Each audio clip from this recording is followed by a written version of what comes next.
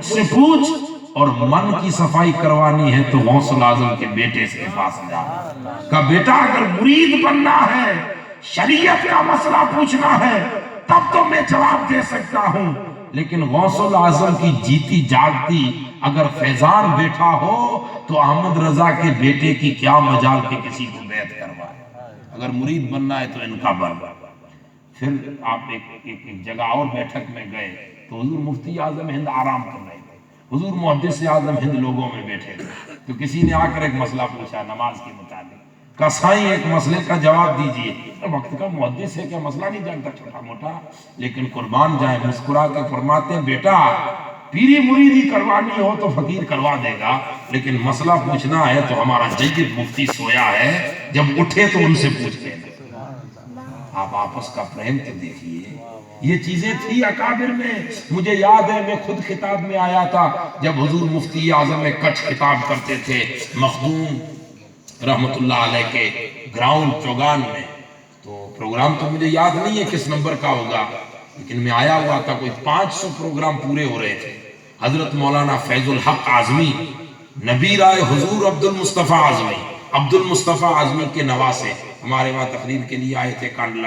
پھر ہم تو یوں ہی ملاقات کے لیے آ گئے، اور رویوار کا دن تھا، تو میرے ساتھ 2-3 اور لوگ تھے، اب ان کا نام میں نہیں لیتا ہوں، فیض الحق صاحب اعظمی صاحب تھے، میں تھا، اور ایک دوسرے تھے ہمارے ساتھ، تو ہم تینوں آئے، حضور مفتی کچھ سے ملاقات ہوئی، تو ظہر نماز کے بعد خطبہ ہوتا تھا، خطاب ہوتا تھا۔ فیض الحق صاحب اعظمی قبلہ، ہم تو یہ کہہ کے نکل گئے کہ ہم جانے والے ہیں، وہاں سامنے پروگرام ہے، تو حضور مفتی کچھ نے کہا ٹھیک ہے، دعا دے دی، نکلے۔ اب یہ استاد کے نواسے ہیں، ڈوئٹ استاد کے، اب آپ سوچئے استاد نہیں ہے، استاد سے خالی نسبت ہے۔ حضور مفتی اعظم کچھ نے دعائیں دے دی، ہم نکلے، لیکن عجیب اتفاق ہوا کہ گھوم کے کہا چلو ہمارے ساتھ جو تھے وہ مفتی ہے، وہ کچھ کے بہت بڑے عاشق دیوانے تھے، مطلب اب بھی ہیں، تو انہوں نے کہا چلو اب آئے ہیں، کام تو ہے نہیں، رات کو تقریر میں پہنچنا ہے، تو حضرت اگر ہم تقریر سن لیں تو مولانا فیض الحق صاحب نے کہا چلو چلتے، کچھی تو میں سمجھتا نہیں ہوں پھر بھی چلو۔ تو جیسے ہی ہم گئے تو حضور مفتی اعظم کچھ کا خطاب چل رہا تھا، انا اعطیناک الکوثر پہ خطاب کر رہے تھے، میں ساتھ تھا۔ اب جیسے حضور مفتی سید ہیں، پیر ہیں، بخاری ہیں، عالم ہیں، باعمل ہیں، صوفی ہیں، کیا خوبی ہے جو نہیں ہے، سب کچھ ہے، لیکن خطاب چل رہا ہے اور پورا کچھ انہیں سننے آیا ہے۔ لیکن قربان جائیں جیسے فیض الحق آ گئے تو مفتی صاحب نے کہا کہ اب میرا کام نہیں ہے، مجھ سے بڑے عالم آ گئے۔ تو یہ جملہ مجھے اب بھی یاد ہے، میں حاضر تھا اس کو، فیض الحق صاحب کی چیخ نکل گئی، رو پڑے، کہا سائیں میں تو آپ کے جوتے اٹھانے والوں میں بھی لائق نہیں ہوں، فرمایا وہ تمہاری عاجزی ہے، لیکن میرے استاذوں نے جو مجھے پڑھایا ہے وہ میں نے کہہ دیا۔ یہ اکابروں میں پریم تھا، یہ آپ ایک دوسرے کو ایکسپٹ کرنا، نہیں تو حضور مفتی اعظم کا فیض الحق ہے کیا، فیض الحق صاحب کیا ہے؟ ارے میں کہتا ہوں ہزاروں فیض الحق صاحب مفتی اعظم ہند کے ایک دن میں بھی قربان ہو جائے، لیکن اتنا آپس میں ایکسپٹ کرنا، ایک دوسرے کو قبول کرنا، یہی دین ہے۔ تو میں بات یہاں سے شروع کر رہا تھا کہ صحابہ کرام کی تعریف پڑھی، ارے امام شافعی رحمۃ اللہ علیہ مسلک کا امام ہے، مسلک کا امام ہے، خود کا مسلک ہے، اور خود نبی اکرم سے فیض یافتہ امام مسلک کا تب بنے ہیں جب روحانی فیض مل رہا ہے، خود مسلک کے امام ہے، اور قربان جائے خود کا فتویٰ ہے کہ قنوت ہم وتر میں نہیں پڑھیں گے، فجر میں پڑھیں گے، خود کا فتویٰ، وہ خود امام ہے مسلک کے، لیکن بغداد المعلیٰ سے اپنے گھر سے آتے حضرت امام اعظم ابو حنیفہ کی مزار پہ فجر امام اعظم کی مزار پہ پڑھتے، بغل میں مسجد ہے، جب فجر پڑھتے تو قنوت نہیں پڑھ رہے بلکہ حنفی مسلک پر فجر پڑھ رہے۔ شاگردوں نے کہا آپ تو فتویٰ دیتے ہو تو اپنی نماز فجر کیوں نہیں پڑھتے؟ کہ وقت کے امام کی بارگاہ میں اپنا مسلک چلاتے مجھے شرم نہیں۔ اندازہ لگائیے، ہم تو کچھ بھی نہیں ہے میاں، امام شافعی کہتے وہ قبر میں سوئے ہیں، امام اعظم ابو حنیفہ قبر میں آرام کر رہے ہیں، روبرو نہیں ہے کہ دلیل پیش ہو جائے، قبر میں آرام کر رہے ہیں۔ شاگردوں نے کہا تم فجر میں قنوت نہیں پڑھتے اور ہزاروں کو پڑھوا رہے ہو، کہ میں امام اعظم کی قبر کے یہاں پڑھتا ہوں، تو اس کی بغل میں کھڑا ہو کر اپنی رائے چلانا اس سے مجھے شرم محسوس ہوتی ہے۔ آپ اندازہ لگائیے، یہ اکابروں میں پریم تھا، یہ آپسی ارتفاق تھا، یہ بھاونائیں تھی۔ اس صد بھاونا ہم سنتے ہیں نا، ارے صد بھاونا دنیا کیا سکھائے گی، صد بھاونا تو اسلام دے رہا ہے۔ علم کے پہاڑ ہو کر بھی ہم اور آگے پڑھے اور آگے پڑھے۔ حضرت علقمہ رضی اللہ، حضرت ابو دردہ صحابی رسول ہے۔ ارے دنیا کے کتب غوث ابدال مل کر بھی ایک مصطفیٰ کا صحابی رضی اللہ عنہ اگر وہ روٹی کا ایک ٹکڑا خیرات کرے، اور زمانے کا غوث الاعظم اگر وہ بہت پہاڑ جتنا سونا خرچ کرے، پھر بھی روٹی کے ٹکڑے کے برابر ثواب نہیں مل سکتا۔ اتنا بڑا درجے میں صحابی ابو دردہ جب مدینے پاک سے نکلتے ہیں، دمشق پہنچتے ہیں، نیا علاقہ ہے، جامع مسجد دمشق میں آپ نے مغرب کی نماز ادا کی ہے، نماز کے لیے پہنچے، سیڑھیاں چڑھ رہے تھے تو مولا کی بارگاہ میں نماز مغرب پڑھ کر ہاتھ اٹھا کر دعا کرتے ہیں، اللہم ربنا، اے میرے پالنہار، یسرنی جلیسا صالحا۔ یہ نیا میرا گاؤں ہے، دمشق میرے لیے نیا ہے، نہیں جانتا کہ کیسے لوگ ہیں، یا دمشق میں مجھے نیک آدمی کی صحبت عطا فرما دے۔ سنگتی کوئی ملے تو نیک مل جائے، کہیں بد آدمی میری سنگت میں نہ آ جائے۔ خود صحابی ہے، ان سے بڑا کوئی نیک ہوگا؟ ان سے بڑا صحابی سے بڑا کوئی نیک ہوگا؟ صحابی کے برابر صحابی ہے، اور اس سے بڑے تو پھر نبی ہے، تو نبی تو واپس آ نہیں سکتے، اور دعا کیا کر رہے ہیں؟ یسرنی جلیسا صالحا، نیک صحبت دے دے۔ حضرت ابو دردہ مغرب پڑھ کے سیڑھیاں اتر رہے ہیں کہ سامنے سے حضرت علقمہ آ رہے ہیں، وہ صحابی رسول ہے۔ دیکھا تو حضرت ابو دردہ رضی اللہ تعالیٰ عنہ، اور ایک روایت میں آتا ہے دوسرے ایک صحابی تھے، نہیں کمر ٹیڑھی ہو گئی تھی واقعہ کربلا میں، جن کا نام آتا ہے حضرت سعد بن سہل ساعدی رحمت اللہ رضی اللہ تعالیٰ، دونوں نام۔ حضرت ابو دردہ سیڑھیاں اتر رہے ہیں، وہ لکڑی کے ٹیک لگا کے سارا آہستے آہستے، کمر تھوڑی وہ ہو گئی، آہستے آہستے آ رہے ہیں۔ تو حضرت ابو دردہ نے ساتھیوں سے کہا یہ کون ہے؟ کہا نہیں جانتے، وہ بوڑھے ہو گئے تھے زیادہ اور دور تھے، تو کہا یہ رسول اللہ کے صحابی ہیں۔ کون؟ کہا حضرت سعد ہے۔ قربان جائیں، ابو دردہ واپس مسجد میں گئے، 2 رکعت شکرانے کی پڑھی، کہا مانگا تو اچھا دوست تھا، تو نے آسن دوستی والا عطا فرمایا، میرے محبوب کا صحابی عطا فرمایا۔ ایک دوسرے کو ایکسپٹ کرنا کتنی بڑی بات ہے، اور یہ چیزیں ہم میں نکل گئی۔ اسی لیے میں نے بات یہاں سے شروع کی تھی کہ کوئی کسی بھی جماعت کا ہو، چاہے رضوی سے ہو، چاہے اشرفی سے ہو، چاہے کسی کچھ کی خوبی یہ ہے، ہم اگر واقعی مفتی کچھ کو مانتے ہیں تو کسی کے لیے دل میں نفرت نہ رکھیں۔ دعوت اسلامی بھی سر آنکھوں پر، ٹھیک ہے، کچے دماغ کے لوگ ہوتے ہیں تحریکوں میں، خامیاں ہوتی ہیں، لیکن خامی حضور حافظ ملت حافظ عبدالعزیز محدث مبارک پوری جامعہ اشرفیہ کے بانی فرمایا کرتے تھے علماء سے کہ میرے دین کے علماء، خامیاں کسی میں نہ ڈھونڈو، خوبیاں تلاش کیا کرو، تو خوبیوں کی بنا پر ان سے دوستی کرو۔ اسی لیے دعوت اسلامی کی تحریک بھی اہل سنت والجماعت کی تحریک ہے۔ اللہ تعالی ہمیں بچائے کہ ہم، اگر کوئی منہاج القرآن والا ہے اور وہ کہے کہ نہیں مجھے دعوت اسلامی پسند نہیں ہے، تو یہ اس کی بہت بڑی غلط فہمی ہو۔ پروفیسر علامہ ڈاکٹر طاہر القادری صاحب سے کسی نے پوچھا کہ آپ کیا فرماتے ہیں مولانا امیر اہل سنت الیاس قادری صاحب کے لیے، اور یہ امامہ شریف، کیونکہ طاہر القادری صاحب کا گروپ امامہ شریف نہیں باندھتا، ٹوپیاں پہنتے ہیں، تو کہا امامہ تو بڑی بات ہے نا، ثواب بڑھ جاتا ہے، تو آپ کیا فرماتے ہیں؟ تو علامہ صاحب نے مسکرا کے فرمایا خدا کی قسم، ان کی تو اسٹائل بھی عجیب ہے قسم سے،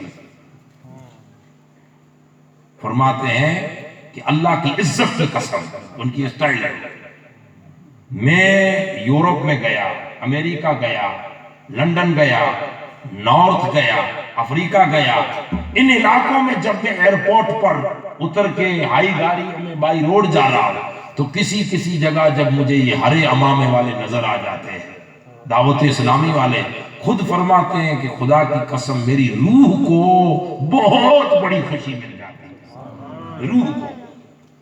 تو اسی لیے اللہ تعالیٰ ہمیں بچائے۔ اب یہ الگ چیز ہے کہ طاہر القادری صاحب کی عجیب شخصیت ہے جس پر انگلی بہت اٹھی ہے، اور یہ ہونا ہی چاہیے، کام کرنے میں مزہ تب آتا ہے۔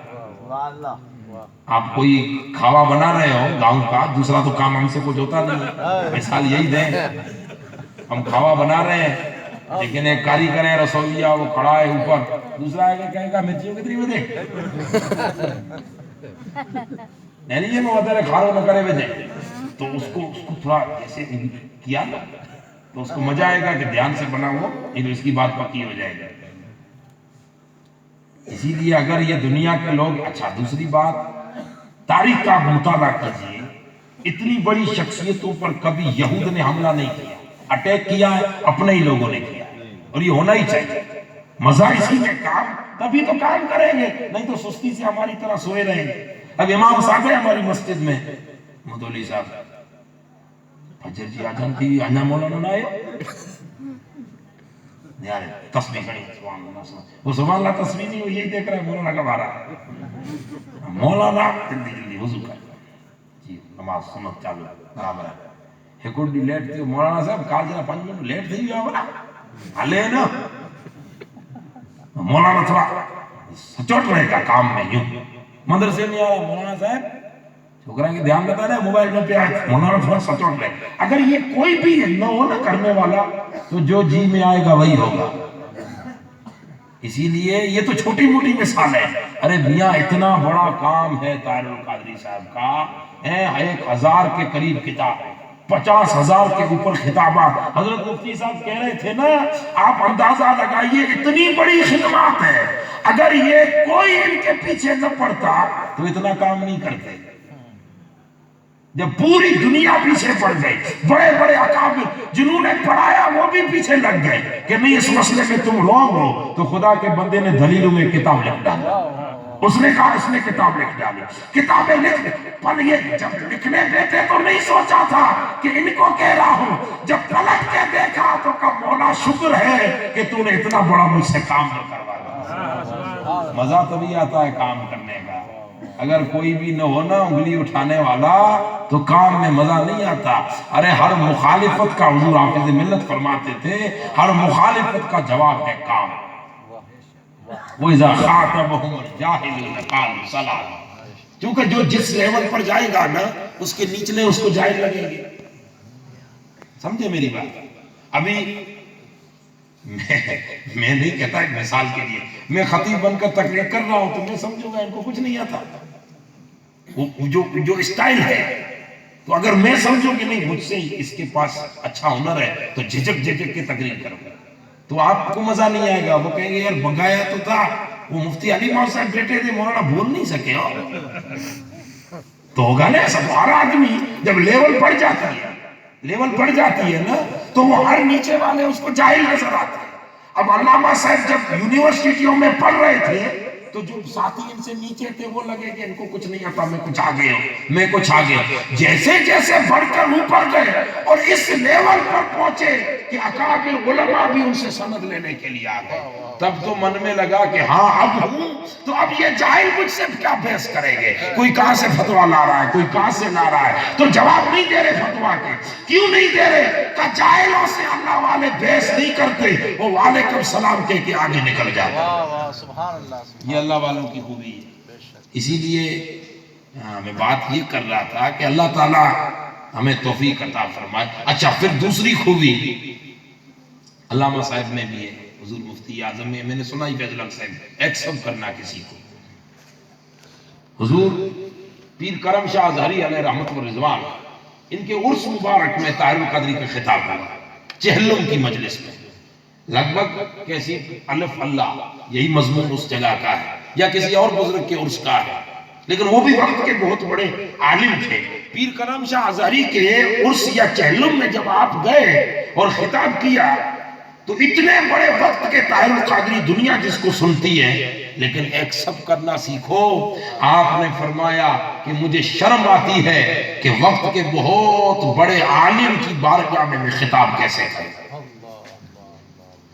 پیر کرم شاہ ازہری، آپ اندازہ لگائیے، آپ اندازہ لگائیے، ایک دوسرے کو ایکسپٹ کرنا، یہی تو جماعت اہل سنت ہے، یہی تو دین ہے۔ رسول آقا یہی تو لے کر آئے ہیں، بُعِثْتُ لِأُتِمَّ مَكَارِمَ الْأَخْلَاقِ، میں دنیا میں اس لیے آیا ہوں کہ اونچ نیچ کو مٹا دوں۔ یہ اونچ نیچ ہے، ایک دوسرے کو ایکسپٹ نہ کرنا، میں سے اچھا ہوں، وہ مجھ سے اچھا نہیں ہے، وہ یہ ہے، وہ فلاں ہے، وہ ڈکڑا ہے، وہ کلر، ارے قربان جائے۔ ایک مرتبہ خالی حضرت فاروق اعظم رضی اللہ تعالیٰ عنہ، اچھا دوسری اور سنیے ایکسپٹ کی عملی زندگی کو دیکھیے۔ حضرت فاروق اعظم مصلی پہ نماز پڑھا رہے ہیں، خلیفۃ المسلمین آپ، امام المسلمین آپ، مفتی اہل سنت اور اسلام آپ، محقق بھی آپ ہیں، پوری دنیا کے ہائی لیول بادشاہ بھی آپ، دنیا ایران جن سے فیض حاصل کریں، اتنا وقت کا بڑا صحابی رسول مصلی پہ نماز پڑھا رہے ہیں دور حکومت میں، اور آپ کی پیچھے صحابہ تابعین نماز پڑھ رہے ہیں۔ ایک صحابی ہے، نام میرے ذہن سے نکل گیا، ایک صحابی ہے، وہ نماز میں ایک رکعت چھوٹ گئی، فاروق اعظم امام ہے، ایک رکعت ان کی چھوٹ گئی، وہ اپنے من سے سمجھے کہ رکعت نہیں چھوٹی، جماعت کھڑی تھی دوسری رکعت میں کھڑی تھی، انہوں نے سوچا پہلی چل رہی ہے تو اپنے مردم سے چلتا پہلی ہے، کھڑے ہو گئے سب میں، تو جب سلام پھیرا تو پتا چلا کہ میں نے ایک تو میری چھوٹ گئی، جب کھڑے تھے نا تو لگا ایک ہی رکعت، جب قاعدہ کیا تو پتا چلا ایک چھوٹ گئی، تو پہلی رکعت میں ہی بیٹھ گئے، سمجھے میری بات؟ تو اب ان کو جب سلام پھیرا احساس ہوا کہ میری رکعت چھوٹ گئی، اور آپ دوسری رکعت اپنی پڑھنے کے لیے کھڑے ہوئے، اس سے پہلے اس بزرگ صحابی کی چیخ نکل گئی، درد میں، رکعت چھوٹ گئی اس افسوس میں چیخ نکل، اتنی درد بھری چیخ نکالی کہ مسجد نبوی گونج اٹھی۔ حضرت فاروق اعظم نے فرمایا کہ اس کو دیکھو یہ کون ہے، یہ چیخ مارنے والا ہے کون جوان؟ تو انہوں نے کہا جو بیٹھے تھے انہوں نے کہا فلاں ہے، دعا ہو گئی، انہوں نے سلام پھیر لیا، پوری مسجد خاموش، صحابہ مسجد نبوی میں، صحابہ کرام، مولا علی ان صفوں میں ہیں، عثمان غنی ان صفوں میں ہیں، قربان جائیں، حضرت فاروق اعظم مصلی سے کھڑے ہوئے، ہے کون؟ آقا فرماتے ہیں لو ہمارا سراج و اہل الجنہ، یہ جنتیوں کا چراغ ہے۔ حضور فرماتے ہیں لو کان بعدی نبی لکان عمر بن الخطاب، یہ وہ عمر ہے کہ میرے بعد اگر نبی آنا ہوتا تو عمر بن خطاب کو نبوت ملتی، یہ وہ فاروق اعظم ہے کہ لا ينطق علی لسان عمر، فرماتے ہیں حق عمر کی زبان پہ بولتا ہے، یہ وہ فاروق اعظم ہے کہ آقا فرماتے ہیں کہ اے مولا میرے اسلام کو دو عمروں میں سے ایک سے مدد عطا فرما، یا تو ابو جہل سے مدد دے یا عمر بن خطاب سے مدد دے، اور مولا اگر میری پوچھتا ہے تو تیرے محبوب کی آرزو ہے کہ عمر بن خطاب کے ذریعے مدد عطا فرما۔ درجہ دیکھیے فاروق اعظم، عظمت دیکھیے، اتنے اونچے ہیں کہ صحابہ کرام رضوان اللہ علیہم اجمعین، خود فاروق اعظم فقیہ ہے، خود فاروق اعظم امام ہے، لیکن آپ کھڑے ہوئے اور اس کے پاس حدیث پاک ہے، تاریخ لکھتی ہے کہ جس نے چیخ ماری تھی نا نماز میں، رکعت چھوٹنے کے افسوس میں، شرمندگی میں جو چیخ نکلی تھی، اقبال کہتے ہیں جو دل سے آہ نکلتی ہے وہ اثر رکھتی ہے، پر نہیں طاقت پرواز مگر رکھتی ہے۔ فاروق اعظم اس کے پاس آئے، ہاتھ جوڑ کے کہا اے بھائی، وہ کھڑے ہو گئے، کہا فاروق اعظم یا امیر المومنین کیا کر رہے ہیں؟ کہا ٹھیک کر رہا ہوں، جو چیخ ابھی تجھے درد میں نکلی ہے، خدا کی قسم عمر کی ساری عمر کی نیکیاں میں تجھے جھولی میں ڈال دیتا ہوں، خالی ایک چیخ مجھے دے دے۔ ذرا اندازہ لگائیے، ایک چیخ دے دے، یہ وہ چیخ ہے جو اہل درد کو نصیب ہوتی ہے۔ قرآن فرماتا ہے ان ابراہیم کان اواہا حلیما، ارے ابراہیم تو وہ ہے جو مولا کے پیار میں چیخیں مارتے تھے، وہ اللہ کی دوستی کا یار تھا کہ جب یار کی یاد آتی تو چیخیں نکلتی تھی۔ فاروق اعظم نے کہا بھائی یہ تیری ایک چیخ مجھے دے دے، میں عمر اپنی زندگی کی ساری نیکیاں تجھے دے دیتا ہوں، قربان جائیں۔ یہ نہیں سوچا فاروق اعظم نے کہ میں تو نبوت علم کے رسول نے کہا ہے کہ اگر نبی آنا ہوتا تو مجھے ملتی، نہیں، اپنے آپ کو نہیں بلکہ ایک دوسرے کو ایکسپٹ کرنا، حلم کا مادہ، برداشت کا مادہ، ایک دوسرے کو، ایک آدمی اپنے کو ہر ایک سے چھوٹا سمجھو، یہ چھوٹی سوچ ہی سب سے بڑا بنا دیتی ہے۔ من تواضع للہ رفعہ اللہ، جو اللہ کے لیے عاجزی کرتا ہے اللہ اس کے درجوں کو بڑھا دیتا ہے۔ یہ چیزیں ہمارے علماء میں، ہمارے اکابرین میں، آپ مدنی چینل کو دیکھیے، امیر اہل سنت جن کے شاگرد ہیں، جنہوں نے ایک نظام قائم کر کے کئیوں کو مفتی بنا دیا دعوت اسلامی کے ماحول میں، وہی بچے جو کل مدرسے میں پڑھ کر مفتی بنے ہیں، جب مدنی چینل پہ کوئی سوال کرتا ہے اور مولانا الیاس قادری صاحب کو نہیں آتا تو آپ یہ نہیں سوچتے کہ میرے شاگردوں کے شاگرد کو کیسے پوچھوں، بلکہ وہ کہتے ہیں کہ پوچھنے والے ذرا مفتیوں سے پوچھ لیں۔ یعنی اپنے آپ کو چھوٹا سمجھنا، بھائی یہی بڑی چیز ہے، ایک دوسرے کو ایکسپٹ کرنا، اللہ اس کی ہمیں توفیق عطا فرمائے۔ اور یہ مادہ ہم میں کم ہو رہا ہے۔ آپ منہاج القرآن سے تعلق رکھتے ہیں، اس لیے میں کہتا ہوں کہ کوئی یہ نہ سمجھے کہ طاہر القادری صاحب جیسا کوئی نہیں ہے، یہ بات ہمیں کرنی ہی نہیں ہے، یہ تو وہ کرے جو مخالف ہے۔ محب کبھی بات نہیں کرتا، محب تو مانتا ہے دل جان سے اور اپناتا ہے کہ ان کے طریقے ہم میں آ جائے، اس لیے کہ کوئی بھی اب قیامت تک عمر فاروق اعظم تو نہیں بن سکتا، کوئی بھی مولا علی تو نہیں بن سکتا، کوئی بھی غوث الاعظم نہیں بن سکتا، کوئی بھی حضرت مجدد الفسانی نہیں بن سکتا، کوئی بھی حضرت معین الدین اجمیری نہیں بن سکتا، لیکن ایسے عمل کرو کہ ایسے تو بن ہی نہیں سکتے، پر کم سے کم ان کے نوکر تو بن سکتے ہیں۔ اسی لیے ہم طاہر القادری تو بن ہی نہیں سکتے، تو ایسے اخلاق کو اپنائے کہ ان کے نوکر تو بن جائے۔ حضور مفتی اعظم کچھ تو کوئی بن نہیں سکتا، پر اللہ تعالیٰ ایسے طریقے دے کہ ہم ان کے نوکر تو بن جائیں۔ خوشا چینی کرنے والے اللہ تعالیٰ ان کے جھوڑے اٹھانے والوں میں تو بنا دے۔ اسی لیے اللہ ہمیں ایک دوسرے کو ایکسپٹ کرنے کی توفیق عطا فرمائے۔ میں نے جو سورہ مبارک پڑھی ہے، خیر وہ تو مضمون رہ گیا، وہ ایک الگ مضمون ہے، بڑا چھوٹا مضمون ہے، لیکن نصیب کی بات ہے۔ جب بیٹھتے ہیں تو ہم نہیں بولتے، مرضی ہے ان کی جو بلوائے۔ اسی لیے کہ ہمارے یہاں کچھ کی ایک مشہور ایک کہاوت ہے کہ اوڈانا اٹھ یہ مڑے نقصان کری ہے، کھیت رہے ڈانل اٹھ کرے نقصان نہ کرے۔ ڈانل اٹھ رہے کہ ڈان دیوا جی ڈان سمجھے پگے میں ڈان دیوں یہ کدے نقصان نہ کرے گا۔ یہ اترو ڈان میں جو پنجا سیڑا چری نے وچی مالک اچے پاچو چھبی دے دے پاچو اوڈا وری پہ حقل لے تو اوڈا وری پہ اوڈانا اٹھے نہیں کہ تو مجا اچے دا پھری پھری ناچے کئی کنجا کھیتر ٹوڑے سیڑا کوڑے بنجے یورے کوئی پاچھا تے کوئی متے ہوئے نہیں مار وار۔ الحمدللہ ہم اہل سنت سے ہیں، ہمارے پیچھے ہماری لگام کھینچنے والے بیٹھے ہیں، تو مرضی ان کی جو جتنا بلوائے بلوا لیا۔ آپ کے نصیب میں یہ تھا تو یہ آ گیا۔ خیر موضوع تو کچھ ایک اور بیان کرنا تھا، یہ بھی اب شیخ الاسلام کی طرف سے جو وہ اللہ کے بندے، اچھا ایک احمد یار خان نعیمی رحمت اللہ علیہ تفسیر نعیمی والے، انہوں نے ایک بات لکھی الا ان اولیاء اللہ لا خوف علیہم ولا هم یحزنون کے ضمن میں، تفسیر میں ایک بات لکھی، کئی حاضر کے حوالے سے حوالے دیے ہیں کہ ولی کی پہچان کیا ہے۔ تو صحابہ کرام سے بھی حضور نے فرمایا هل انبئکم، بخاری شریف کی حدیث ہے، هل انبئکم بخیارکم قالوا بلا یا رسول اللہ، فرمایا خیارکم الذین اذا ذکر اللہ، فرمایا اللہ کے اولیاء وہ ہیں کہ جب چہرے دیکھو تو خدا یاد آئے، اور مختلف علامات ہیں، لیکن احمد یار خان نعیمی ایک لطیف بات لکھتے ہیں، فرمایا جو اللہ کا ولی ہوگا اس کا چہرہ ٹماٹر کی طرح سرخ ہوگا، سرخی، سرخی کوئی رنگ نہیں ہے، نسل نہیں ہے. اللہ کے ولی جو ہوتے ہیں نا، اللہ والے، ان کے چہرے جو سرخی کی مثل چمکتے ہیں. عامر یار خان نہیں نے لکھی یہ بات. اللہ اولیاء اللہ خوف. آپ صبح جا کے حضور مفتی کچھ کے پاک چہرے کو دیکھنا، آپ کو لگے گا کہ بابا ایسے سرخ کیوں ہو گئے. ایسے لگتے جو جیسے جیسے عمر بڑھتی جاتی ہے سرخی بڑھتی جاتی ہے. پھر اللہ یہ سرخی آتی کیوں ہے؟ وہ وجہ لکھتے ہیں کہ ان کے دل مولا کے عشق میں تڑپتے رہتے ہیں.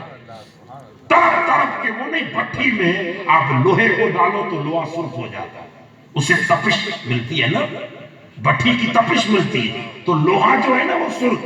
جتنا سرخ ہوگا اتنا ہی زنگ چھوڑے گا، جتنی سرخی آئے گی اتنا ہی اس میں زنگ چھوٹتا چلا جائے گا. فرمایا یہ اولیاء ہیں جو محبت الہی کی بھٹی میں سلگتے رہتے ہیں اور اتنے محبت الہی میں تڑپتے ہیں کہ ان کے دلوں کی سرخی ان کے چہروں پہ آ جاتی ہے.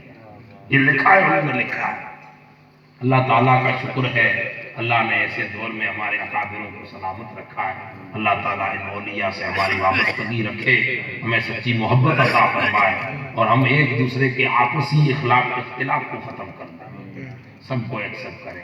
دعوت اسلامی والا بھی ہمارا بچہ ہے، اگر کوئی اس سے بھول ہو گئی تو اسے بڑا کوئی سمجھا دے. اور جو دعوت اسلامی کے ماحول میں اگر کوئی ہو تو اس کو بھی چاہیے کہ وہ اپنے من سے فیصلے نہ کرے. پاکستان الگ ہے، ہندوستان الگ ہے. منہاج القرآن والے بھی پاکستان کی روش پہ نہ چلے.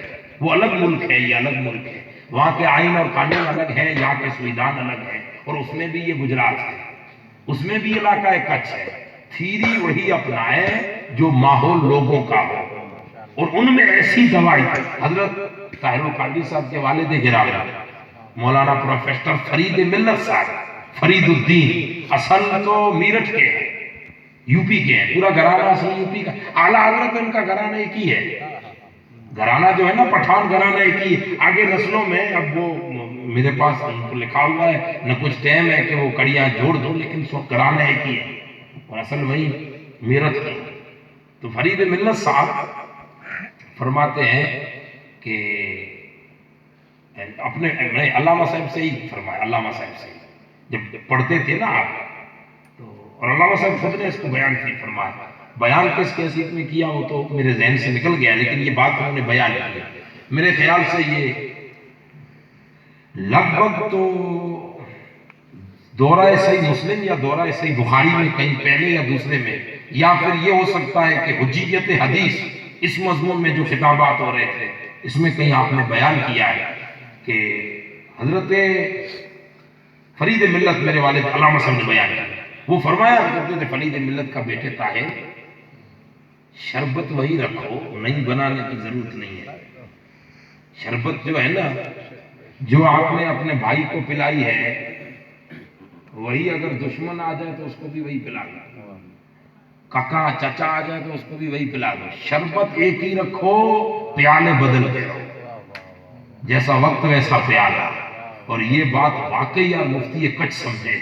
فرید ملت نے تو جب کہی تب سمجھائی، جب وہ سمجھا رہے تھے تب مفتی صاحب یہاں کر رہے تھے، وہ وہاں سمجھا رہے تھے تب مفتی صاحب یہاں کر رہے تھے. اب آپ اندازہ لگائیے، گھڑا گاڑی پر کوئی جائے گا تقریر کرنے؟ گئے تھے ایک جگہ، گاؤں کا نام نہیں لوں گا، یہاں سے گئے، وہ مانڈوی سے بس چلتی ہے نارائن سروور، وہ ٹپالی بس کیا بولتے ہیں اس کو، ٹپال والی بس. یہاں سے گئے ایک گاؤں میں تقریر کے لیے، 6:45 بجے کا ٹائم لیا تھا. اور وہاں سے مفتی صاحب کے محب لوگ تھے، مٹھو سیٹھ وغیرہ، انہوں نے بٹھایا، دوسرا تو کوئی نہیں، اپنے گھڑے پہ بٹھایا. اس گاؤں میں تقریر کی، مسجد میں عشاء کے وقت پہنچے، نماز پڑھی. تقریر والوں میں سے گاؤں والوں نے نہ کسی نے ہاتھ ملایا، نہ کسی نے ہاتھ چوما، نہ کسی نے پانی چائے کی دعوت دی. سیدھے تقریر کے لیے بلا لے. تقریر کی، تقریر ختم ہوئی. 3 گھنٹے یا پونے 3 گھنٹے روایت مولانا کی ہے، کھڑے ہو کر مفتی صاحب نے خطاب کیا. میرے پاس راوی بہت سٹرونگ ہے، راوی صحیح تو نہیں ہے، اس حدیث کو اس بات کو کوئی ٹھکرا نہیں سکتا، راوی سٹرونگ ہے. پونے 3 گھنٹے تک کھڑے ہو کے خطاب کیا. خطاب کے بعد بھی کسی نے نہیں کہا کہ کھانا کھاؤ، کہ پانی پیو، کہ چائے پیو، اور آپ سیدھے آئے. مٹھو سیٹھ کا گھڑا واپس دیا، گھر پہ آئے بیچارہ اللہ اسے جنت نصیب کرے، اور اس نے اپنے اہلیہ کو جگایا، کھانا بنایا، 3 بجے گھر جا کے کھانا کھایا ان کے گھر۔ اگر اب مفتی صاحب سے کہیں گے گاؤں والوں کو کہنا چاہیے مجھے منگایا ہے کھانا کھلاؤ، تو جواب دیں گے شربت وہی ہے، پیالہ میں نے بدل دیا ہے۔ اب اگر وہ پیالہ رکھوں سختی والا تو کہیں گے احمد سے باؤ جاڑے نہ باؤ یا کم جاڑے پاک بھائی تو ندی کم، لیکن پیالہ بدل دیا۔ یہ بات جب طاہر القادری صاحب کو اس کے والد کھٹیا پر بٹھا کر پڑھا رہے تھے، اس وقت والے میرے مفتی وہ کچھ میں آزما رہے تھے، اب تک آزما رہے ہیں۔ اسی لیے اللہ تعالیٰ ان اکابروں کا طریقہ اپنانے کی توفیق عطا فرمائے۔ ہم ان جیسے تو کبھی نہیں ہو سکتے، کبھی نہیں، تصور ہی مت کریں، ہو ہی نہیں سکتے۔ اور جو یہ تصور کرے کہ اس جیسا بننا ہے بس اسی دن گیا وہ کام سے، یہ تصور، ارے تصور کر ہی نہیں سکتے۔ اسی لیے اللہ حضرت، خیر میرے کیا باتیں تو کئی آ رہی ہیں لیکن میں مضمون کو ختم کر رہا ہوں، کیونکہ اگر یہ باتیں چھڑ گئی نا ایک دوسرے کو ایکسپٹ کرنے والی باتیں، تو اسلام اسی پر ہے، یہی تو اخلاق اسی کا نام ہے۔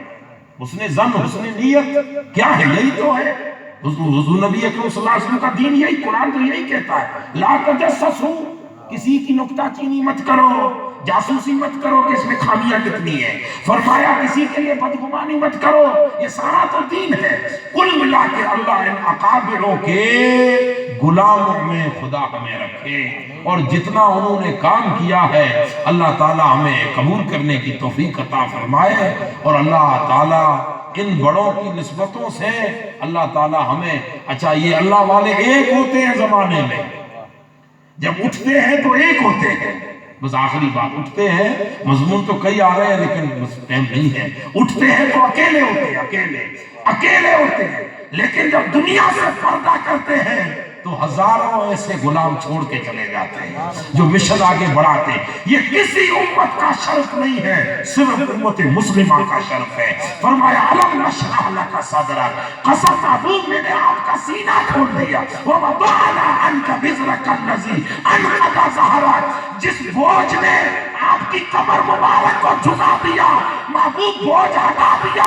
یہ مت سوچو کہ اگلے نبیوں کی طرح اس کی امت دین بگاڑ دے گی، نہیں محبوب، اگلے نبی پردہ کرتے تو 500 200 300 لوگ کلمہ پڑھنے والے ہوتے، پر جب تم پردہ کرو گے تو 1.25 لاکھ ہدایت کے ستارے زمین پر ہوں گے، اور یہ امت میں یہ آپ کی شان سلامت رہے گی کہ جو بھی امت کا محقق، ایک عالم، ایک ولی آتا رہے گا وہ دین زندہ کرتا رہے گا، آئے گا تو اکیلا ہوگا، جائے گا تو ہزاروں کو چھوڑتا چلا جائے گا۔ اکیلا ہی چلا تھا سوئے منزل مگر، لوگ آتے گئے کارواں بنتا گیا۔ تنہا طاہر القادری اٹھا تھا جس نے مشن منہاج القرآن جب شروع کی تو اپنے لوگوں سے اس وقت ایک مسجد میں بیٹھ کر، جھاور علاقے کی مسجد پنجاب میں بیٹھ کر بیان کرتے نا، تو کہتے لوگوں یہ ہماری جو چھوٹی کمیٹی ہے یہ آج چھوٹی ہے، ایک وقت آئے گا کہ بین الاقوامی تنظیم بن جائے